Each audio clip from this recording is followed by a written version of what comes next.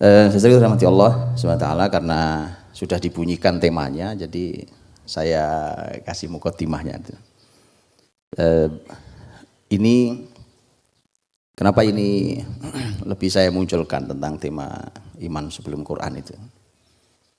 Saya hanya khawatir muslimin akan kejeblos di lubang yang berikutnya. Begini maksud saya.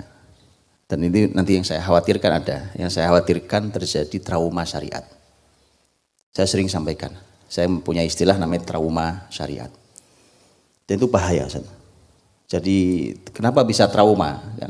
Kalau teman-teman dokteran, psikologi kan, trauma itu kan kita tahu. Di antaranya adalah karena ada benturan peristiwa yang menjadi musibah dalam hidupnya. Ketika agama ini dipotret oleh generasi ini sebagai beban dan dia musibah dalam hidupnya, yang terjadi adalah trauma syariat di generasi ini. Itu saya takut sekali. Itu bukan ketakutan saya, karena dalam berbagai teks dari sejak Quran, hadis Nabi sampai kalimat para ulama dan sejarah pendidikan sepanjang pendidikan Islam saat Islam masih besar. Itu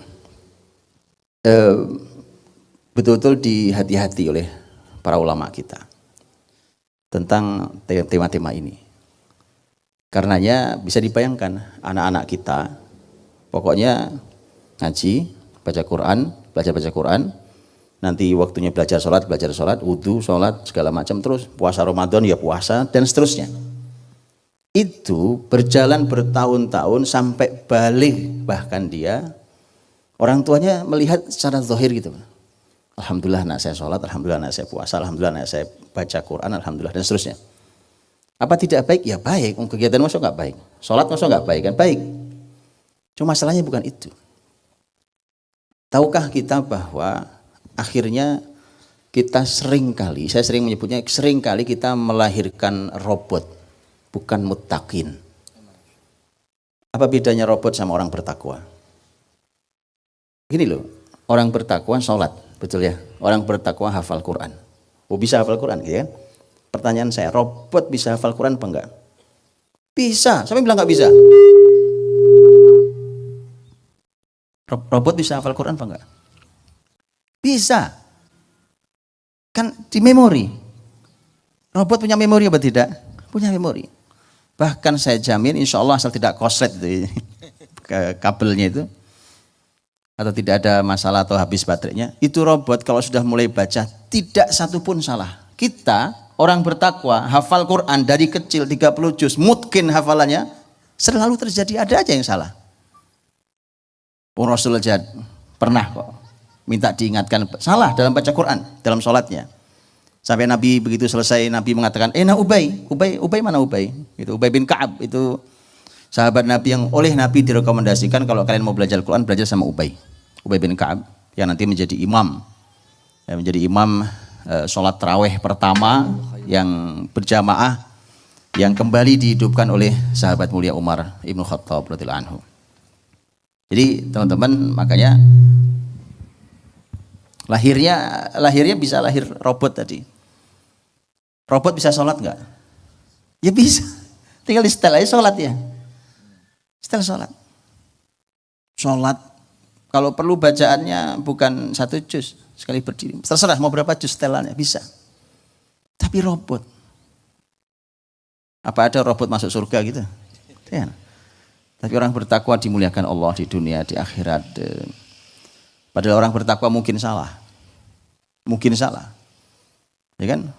Kita tahu bagaimana Allah SWT menyampaikan dalam Quran, bahkan Rasul dalam hadisnya, dalam banyak ayat, banyak hadis Nabi, bahwa orang bertakwa itu bukan orang yang tidak pernah punya dosa. Kan begitu. Jadi saya dirahmati Allah, kita ini kadang tidak sadar kalau kita melahirkan robot. Anak-anak sholat, puasa selesai, puasa Ramadan, belajar baca Quran. Caranya gampang gini, itu nanti begitu dia jauh dari sinyal utama atau putus listriknya itu, itu semua berhenti. Sudah la shalah wala siyam wala Quran. Berhenti. Anaknya besar, kuliah di luar kota. Bapak ibunya yang diingatkan cuma, aduh kamu telat subuh lagi, subuhnya telat lagi, subuhnya telat lagi. Kamu hari ini sudah baca Quran atau belum? Enggak jadi, anak kita belum jadi. Padahal sudah kuliah di luar kota, itu sudah mengerikan. Yang begitu sih saran saya nggak dikuliahkan luar kota, Pak. Didik dulu yang benar di rumah. Di luar sana kita nggak tahu. Di luar sana ada banyak setan. Dan itu yang kemudian akhirnya keluhan orang tua kemudian saya sudah dari kecil loh Pak menyekolahkan di sekolah Islam, mengajari ini, mengajari semua kebaikan diajarkan. Pertanyaannya mengapa masih kayak begini anak-anak? Nah, paham ya? Itu kenapa tema iman sebelum Quran.